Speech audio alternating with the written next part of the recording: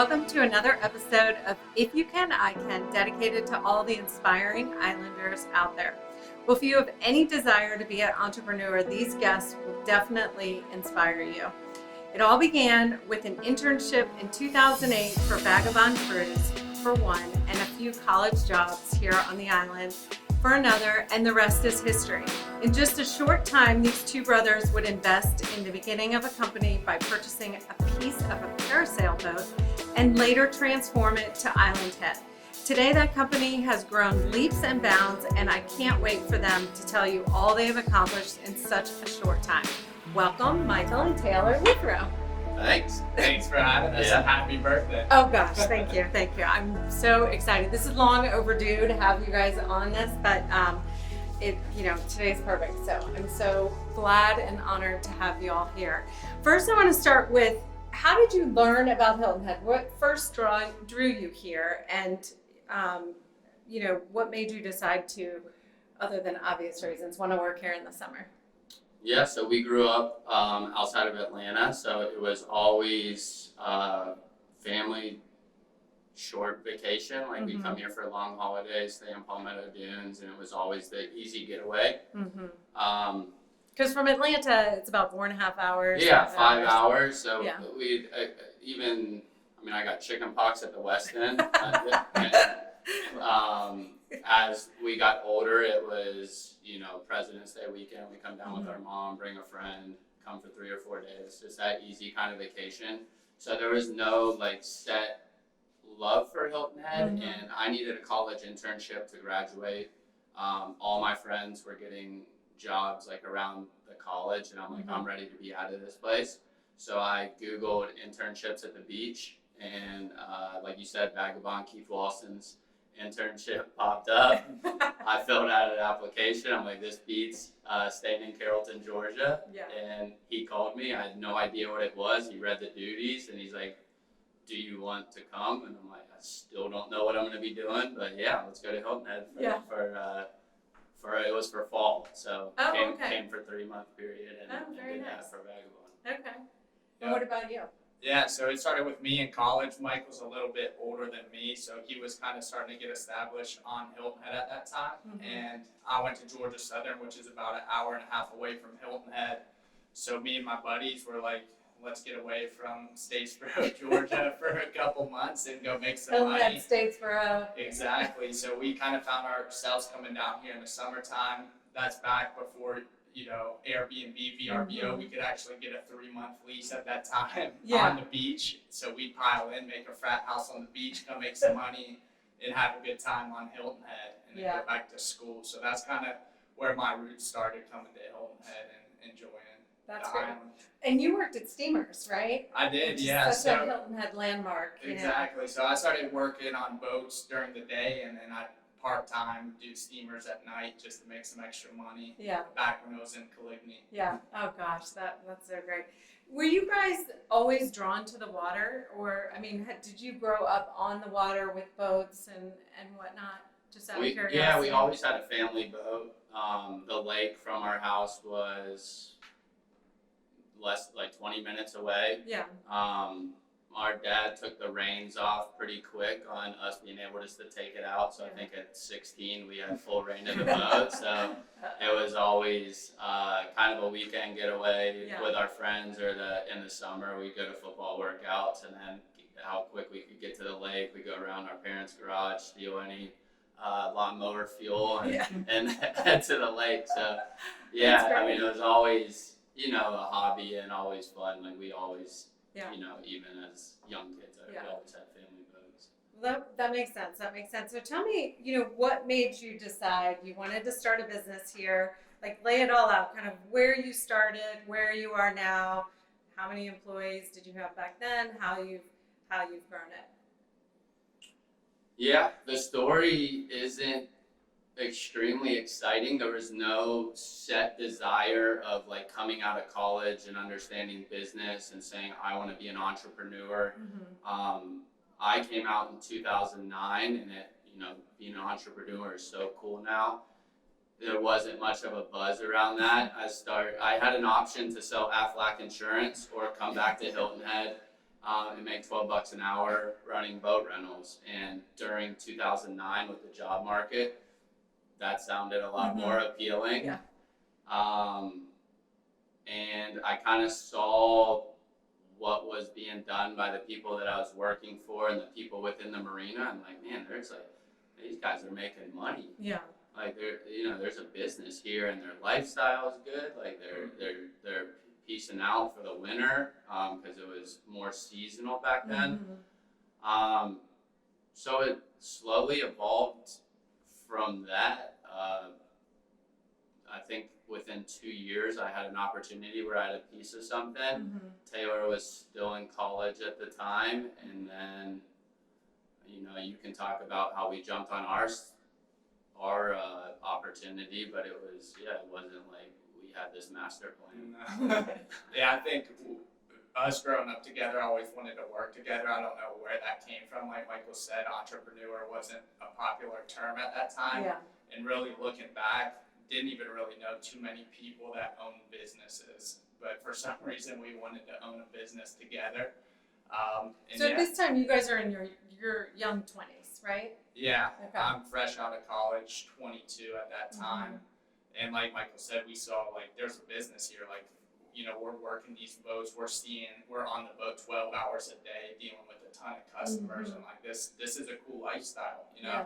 At that time, Hilton Head was seasonal. People are moving to Costa Rica in the winter months, and that was appealing. Work hard, and many retirements at that time seemed pretty appealing. So it just kind of happened organically. We had an opportunity once I finished up school.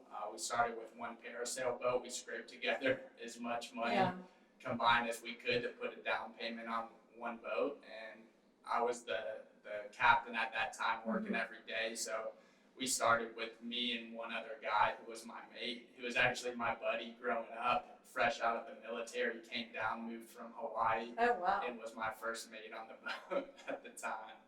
That's so great. Yeah. So you start with one parasail boat, and then how did you grow it?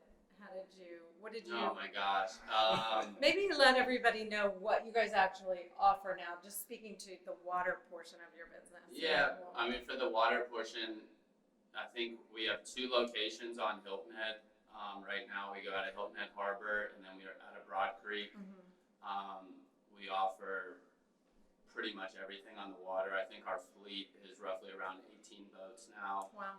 In the heat of summer, we're probably somewhere around within those businesses, like 35 employees. But man, we need a whole podcast to tell the true story of the ups and downs and everywhere it went. Yeah. From hurricanes to changing marinas to getting kicked out of marinas. Yeah, It's just all. I'll ask you a couple of questions about that. Actually, that's a great segue into my next question. So, what has been your biggest challenge? Like in growing your business, what's been your biggest challenge, your biggest fail, your biggest win?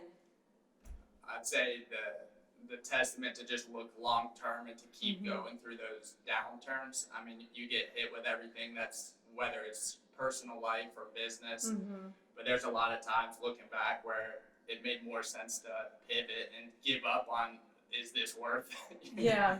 But just to keep going and keep grinding and look at the future and just being able to adapt to unwelcome circumstances at different points in the journey. Yeah.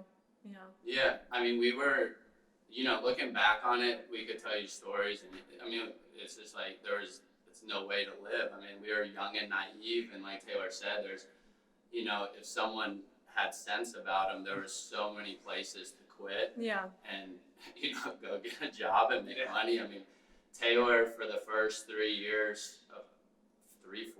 I mean, he didn't take a salary, so he lived. Well, there was no salary, so he didn't take it. It wasn't that he was passing on it. There wasn't money to pay a salary, so he was living on his tips, and then he'd go work at a seafood restaurant after he worked 10 hours a night, so he could pay rent and do that kind of stuff. So, yeah, I mean, young, naive, and you just keep going. There was a time where we had our business for sale. There was a time we were getting kicked out of a marina. There was a time we had a non-compete right in front of us to never run water sports on Hilton Head for the next 5 years, which would have killed our aspirations of ever doing this. Mm-hmm. And we were putting that together. We were okay to walk away and pivot at that point. That story is very deep, and it has motivated me personally.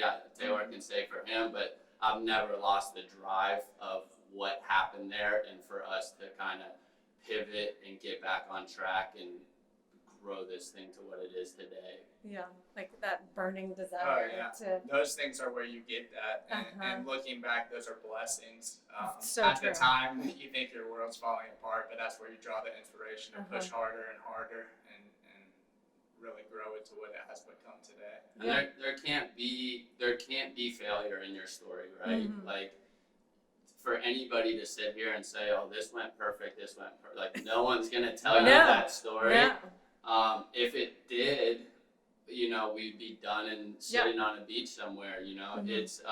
It is what you would call failures Yeah. that are the best parts and the most fun thing to Yeah. talk about, right? Like, I'd rather So tell true. you these stories of what we worked through than to say, hey, last July Things 4th, went we had a great. beautiful day. We flew 100 parasailers. We had some boat rentals. Our staff did perfect. But yeah, that's the dream. That's what we're Sure. working towards. Yeah. But there's no fun in that Yeah, story. those are the best chapters in the books. Yeah, How you that's so true. overcome the hard stuff that will be thrown at you. It's so true. Adversity is what ultimately can lead you to success, and failure drives growth. If that's Yeah. where you sit, you can really. Absolutely.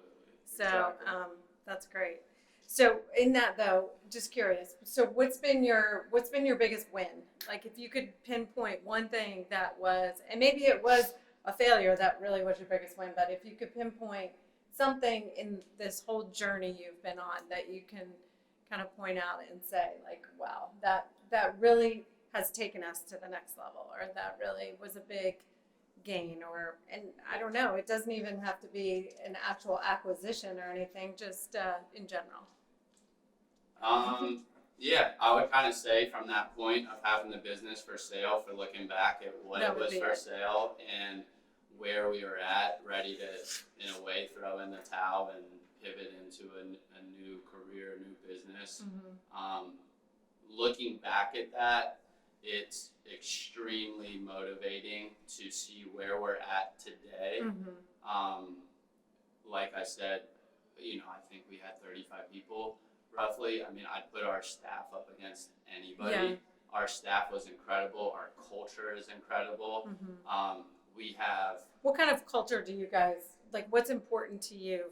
I know you have all ages working for you, and from captains to first time job people. Like, what is the culture you try to instill in your company? do your job and be good at your job.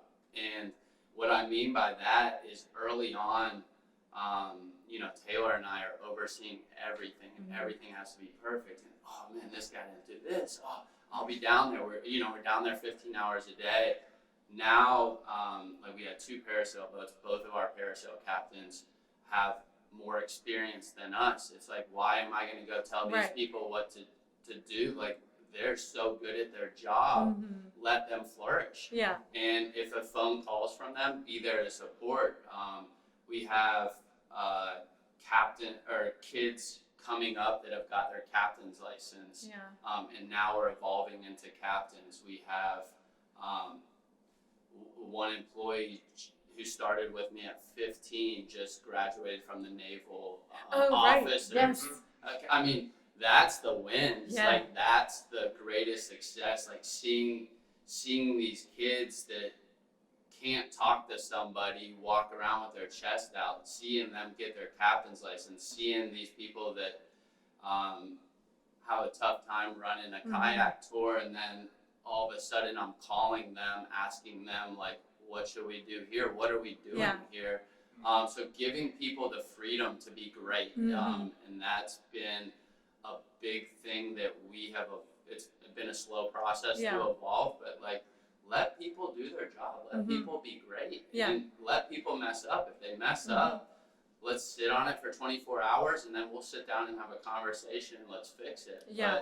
But seeing the people's growth and like letting people flourish, and just like all the good people we have, like everybody within our company, we've done a good job of like just keeping bad apples out, right? Like everybody kind of has everybody's back. Yeah. We try to make it as good of a family atmosphere as possible, and it's just like we're just surrounded by a lot of good people. That's really nice. I mean, and that speaks to both of you guys too, because it always stems from the top down. But just empowering people to be all they can be and grow, and also giving them the freedom to be able to make a mistake and know that it's going to be okay. It's not the end of the world. Yeah, trusting people, and that's how. You know, when it was just me on the boat every day or Michael on the boat every day, it's just, you can't grow that way. You have to start to trust people and empower people. That's the only way you can grow your company. You can't be there looking at every step. So empower these people to do the job. Right. So great. I love that. So great. What advice would you guys give to somebody who's coming out of college? They don't have a lot of capital, but they want to start a business. What would be the one piece of advice you would give them? I would say take you know, all these free tools out there now, whether it's YouTube, books, invest in your education. And that doesn't necessarily mean go take out a huge student loan and have a ton of debt. There's so many ways to learn these days, and that's really what clicked for me is I can study what I want to become. You know, I could pick up Steve Jobs' book and learn his journey. I could hop on, you know, Apple and listen to a podcast or pick up a book. So really find your passion and just take advantage of what we have this day and age, all these free resources. So much, there's so much out there. Yeah, there's no excuse this day and age. So coming out of college, I would say follow your passion too. There's no blueprint for a successful life. You can literally monetize any lifestyle this day and age. Yeah. You don't have to get a 9-to-5 job if that's not what you want to do to be successful. So true. Yeah. And when you kind of just said resources, you know, truly being successful, your desire will outweigh all that. I mean, that's when you hear all those excuses, it's just, for lack of a better term, it's poopy pants mentality. It's, you know, if you want something to happen, make it happen. One of my favorite quotes is from this gentleman from South Africa. I know I've said it before on this podcast, but his name's Vusi Thembekwayo. I think I said that right, but he always says, my excuses are valid, but so what? They're not going to get me anywhere. Yeah, exactly. Yeah, and I always replay that in my head. Yeah, this day and age, there's no excuse. Like where we're born, I mean, we're so fortunate to have these opportunities, and now you can literally get online or go to a bookstore or Amazon and get any piece of knowledge for minimal cost. There's no excuses. Yeah, it's so true. And there's, you know, you'll find a way. I mean, one of my favorite stories was I'd go around like into these banks, and like I'm probably 24 at the time, hair's long, beard, look like a bum, and you know, they're all just like, who is it? Like, no, like, we're not giving you money. money. Or floats. That's what everybody kept telling me. If flies or floats, we don't loan on that. I'm just like, geez, I get this opportunity with this boat rental business, but I have one boat, and I call USAA, and I get a personal loan. Personal loan's not enough to buy the boats I need, so I then call USAA because that one's not accepted, and I get a boat loan. Well, that's not enough. Well, they're both pending, so I go in and accept them at the same time, and they fund both of them because they didn't know about each other. So it's like that was my first step in getting like a real loan, because like everybody's like, you're crazy, dude. Like, I'm not giving you money, you have no credit, you have all this stuff. No assets. Yeah, no assets. If you're gonna be an entrepreneur, you can't stop at no. You just have to. You find a way. You gotta find a way through.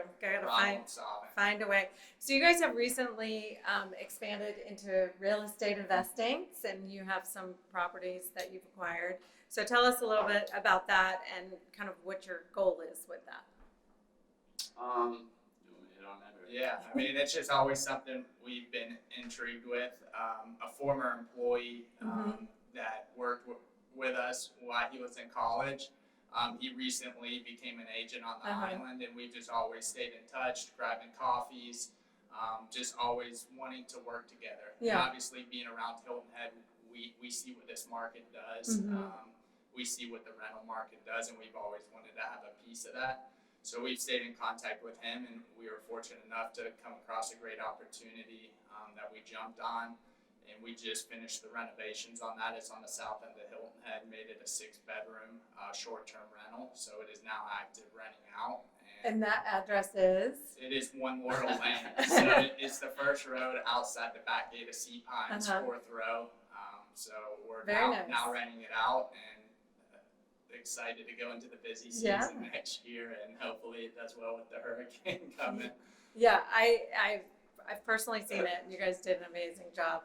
And you have some others, right, in Columbia and elsewhere? Or? Yeah, so we do some long-term in Columbia as well, in Bluffton, and we actually just finalized the Defusky beachfront. That's going to be a 6-bedroom on Defusky. We just closed on it. That's amazing. Congratulations. Yeah. That's good. And so, so your rental company, so to speak, is a part of Island Head, and that's called what? Island Head Rentals? Yeah, Right? Island Head Rentals, just kind of getting off the ground right now. Yeah. Yeah. Very good. Very And good. that just goes back to like inspiration, right? Like we both like fell in love with the Richard Branson story, and he takes this brand and pivots it into all these different streams. So now that we've built and acquired somewhat of brand recognition, it's like why not keep it all together. So it's kind of cool to take something that was once a school project for Taylor with the name and just kind of grow it into different multiple revenue. Makes perfect sense. You've got Streams, different funnels of Island Head parts and all that. That's great. So there is a quote that says, "Successful people are willing to do what unsuccessful people are not." How does that apply to you guys? Like, what do you think sets you apart? What's your why? What, every day when you get up, what's your why? That's a good question. I've been asking myself that question the last couple of months, and I'm working on the answer to it. I haven't got the full Wow, I answer, stumped you. but yeah. But I mean, at the end of the day, like you want challenges. Going back to when we started this, you fight so hard for an opportunity, right? And then as we were taking opportunities that people didn't want. Right. Like, there was reasons we were buying this business or getting this as our opportunity. It was what people didn't want. And now as you kind of evolve, you start getting more and more opportunities. So why not be ready to take that? Yeah.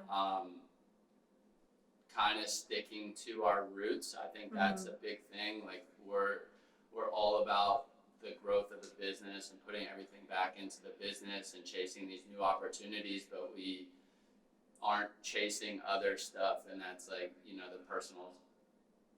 personal stuff, So it's all just kind of this whole growing. But yeah, I mean, what makes people more successful than others? It's doing the work, right? Like do the thing, and you shall have the power.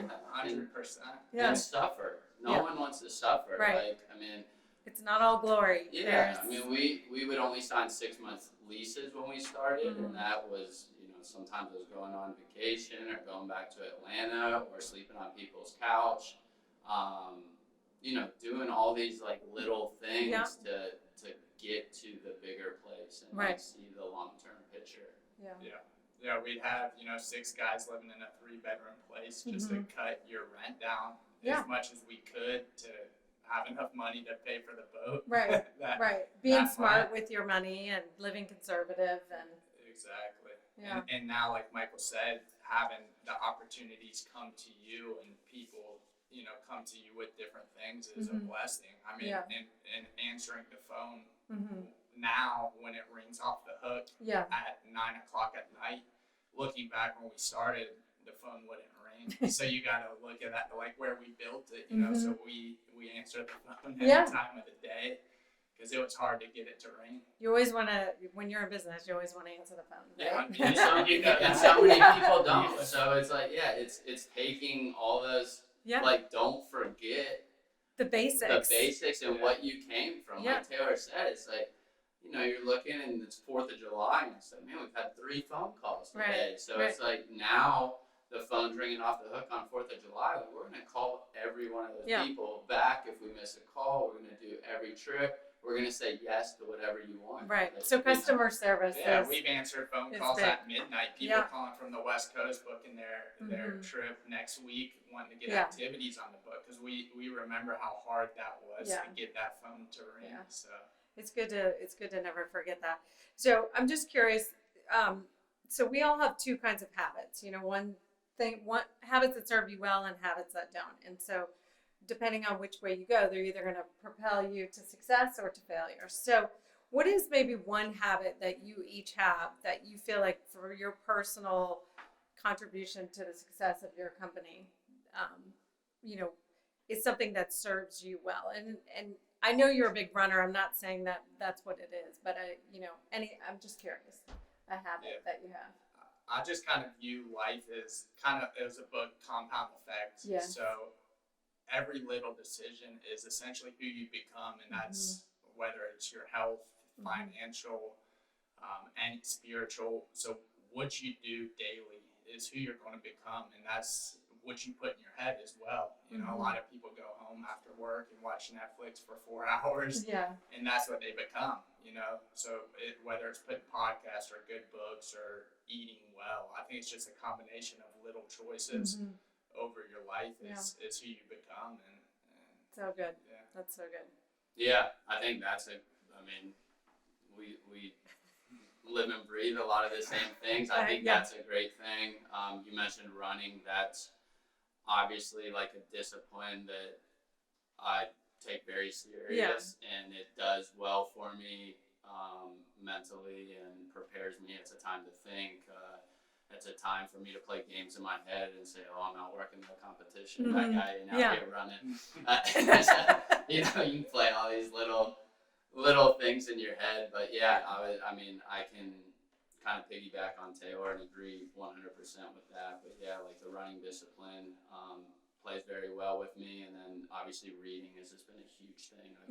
I could tell you everything that I do in my life, and I could compare it to a book that I've read. Like, it's been so powerful in transforming and maturing and adding that discipline. Sure. So speaking to that, you guys both have mentioned podcasts and books, and I know you all both, those are really important to you. So I'd love for you to share with the listeners maybe, you know, a couple of your top books and podcasts that really speak to you or have been transformative. I could do a whole podcast on this, but, I know you could. To pick a couple, I mean, just biographies of people, like we mentioned earlier, Steve Jobs, Richard Branson, Phil Knight. When you read these books, these are normal people. Elon Musk maybe he's not, but these are normal people that didn't come from families that were extremely wealthy. They carved their own path. They grew up normal people, and then they just had the will and the discipline to go for it. And then you read these books and you start to realize the world that we live in was created by people like us. Every business you go to, everything you experience was created by people like us. And then you realize you can be a piece of that, and you can carve your own path, and there's no one else like you. So you gotta follow your passion. Yeah, absolutely. Yeah. Absolutely. Yeah, those books kind of inspire me in the same way. You know, if one of us is complaining or something, it's like, man, I'm so busy. It's like, man, you think Cuban's too busy? This guy's got 200 businesses, and you're complaining about this? Elon Musk is doing everything. He's sending a rocket, and you're worried about fixing the outboard? Like, come on, let's get this in perspective. Perspective. But then, all kind of books. Man's Search for Meaning, great, powerful book. My favorite that I try to read once or every 2 years, The Alchemist. It's just, it's the journey, right? Like, fall in love with the journey. Right. Like, nothing's better than the journey, right? I love that book. Goggins was huge. It's just mentality. Everybody sees that he works out and runs, but that mentality goes into anything you do. You don't have to be out 100%. running or working out. Like, bring that mentality to Yeah. your work, bring that mentality to your family, bring that mentality to any relationship you have. Yeah, I can go Yeah. on It's and so true. on. I know, we can speak. Rich roll. Yeah, Rich I roll. haven't had a piece of meat since I read that book 10 years ago. I mean, everything in the life is like Yeah. dialed in on these ways of thinking or this, knowledge that Yeah. you bring in. But it's that input, right? It's Yeah. just and so many people I think miss that like piece of how you can be more successful is what's your input? Yeah. Like if you're struggling on your output, start focusing on your input, and ultimately Yeah. that's going to affect greatly your output. Yeah, what do you know? consume? Most Right. people view that from a diet or food perspective, Mhm. which is extremely important. But Sure. what do you consume mentally? Right. Most people, I mean, we're all bad about it. You're staring at your phone on social media, but Mhm. what are you putting into your mind? Like, Yeah. if you really can grasp that on a day to day and start picking a book up, start putting positive stuff on your social media opposed to negative stuff, quit watching, bad YouTube videos, all that stuff, and your life will change. Mm-hmm. Yeah. And it goes back to the compounds. Like everybody always thinks at the finish, right? Yeah. Like if you're 21 and you start investing $100 a month, you're gonna have $1 million waiting for your retirement. Yeah. Nobody wants to invest $100 because it's not enough. Yeah, and you don't see an immediate.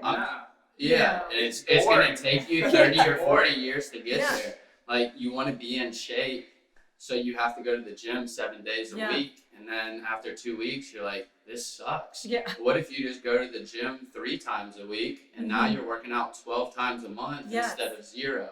So it's all those like little simple things like, oh, you want to fix your diet? Why don't you just fix your breakfast? Now you just fix 7 meals of your week.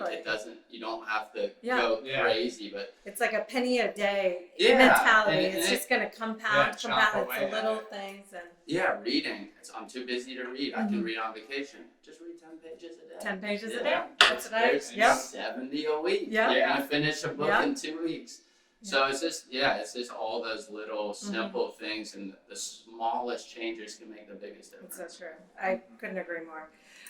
So as we're sitting here, Hurricane Ian is about to hit Florida and make its way in our direction. And so as owners of a business with boats and running ferries to Defusky, how does that impact you guys? How do you prepare for that? Well, we should be doing that right now. No, I appreciate that you took the time, that you thought enough to come. And our staff thinks we're tied up till 12:30, which we are. They didn't know I was going to be sitting in a dry room talking to you. But you just have to monitor it. Yeah. We'll move our boats into the most protected spots that we have. We'll get out boats that we can, and then you tie down. Right now they're calling for it to be tropical storm. When it gets to us, if that's the case, we should be good. Yeah. I mean, you just hope for the best. You have plans in place for Yeah. this, and then When do you stop running ferries to Defusky? we will. So today's Wednesday. They're calling for the biggest impact to be here on Friday. The winds are already picking up, so we canceled today. Okay. The ferry's still running. So anybody, especially residents, employees, were like, hey, if you're coming to the Hilton Head or mainland side, be on our last boat today. Yeah. We're going to be closed tomorrow and Friday, and then we'll reassess on Saturday. But how do you? Let's go back real quick. Hurricane Matthew. Did you guys?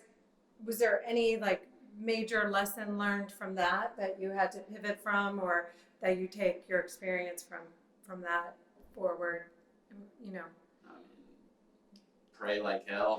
We were at Palmetto Bay at the time, so I think I was up first. We were both in Atlanta, and I'm watching the news, and they're on Hilton Head. I'm like, whoa, there's the 5 jet skis we weren't able to get out. There they are. They're tucked in between all the debris.